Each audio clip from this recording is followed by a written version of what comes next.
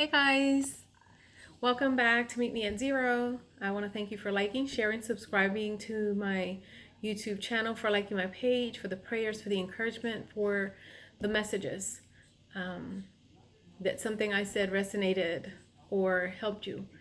And so today I kind of want to focus a little bit on being a strong woman. What does it entail? How do you become a strong woman? It's not It's not something that you are given, it's something that you have to take. It's something that you have to desire and you have to own. Oftentimes, I have people that will tell me, "You're such an encouragement, you're so positive. On the same token, you're so strong. You are very assertive." I get every description in regards to that line of thought. But truly, when the for me, the strongest people that I know, whether men or women, are the people that have gone through the most crap. And we live in a society, and not only that, religiously, we think that people have to be perfect in there's a certain image. But my grandmother, who to many of my cousins and my brothers, she was not at all sweet grandma material. She was rough. She was rough.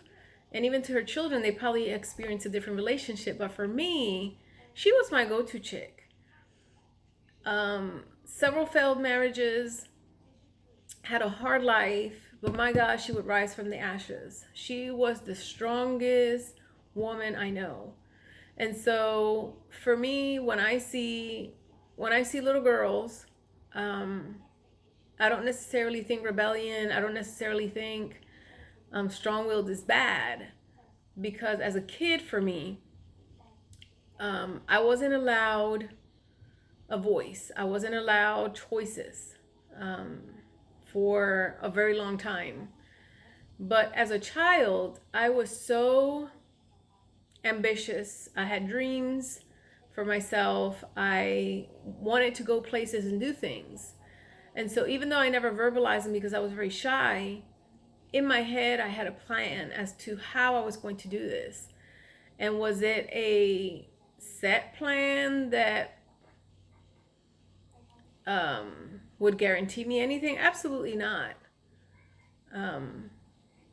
But my desire to improve my quality of life, to live, to better myself, launched me into action. And so I just want to say that for a lot of the younger girls, we attempt sometimes to control our kids, or we want them to fit a certain mold. But some children, and I want to talk about women because girls, because that's what I am, you really have to tap into what makes them a little powerhouse. What spark do they have? What ambitions do they have? And these are the little girls that are going to change the world for the better for other women. And so while some women, for me, I find that my fight is not as much with men in the world, even though I have my issues. It's really with the other females that might have a perception as to why a woman should be this strong or not strong, or to be honest, is a threat, or they feel insecure or intimidated. And so instead of cheering for the women, they feel like the woman is a threat to whatever it is she stands for. So when I make a statement, I'm not bashing women that are weak, or they're not ambitious, or they chose a different path. I can only speak in regards to the life I've had and who I am as a woman. And so as a child, I just knew that I wanted to do great things. I've always had plans in my head. I always learned conflict resolution. I'm one of 10 children. I always knew that I would achieve the life that I have today. I just didn't know the price it would it would cost me. I didn't know to a degree how much work it would be.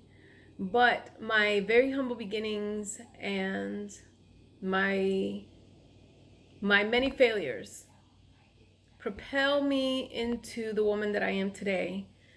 And my life is not perfect, but I have learned to handle some things in life with grace. I've learned to let go of some other things in life that serve me no good. And so I don't have a problem sitting at the table with anyone to discuss whatever it is they want to talk about.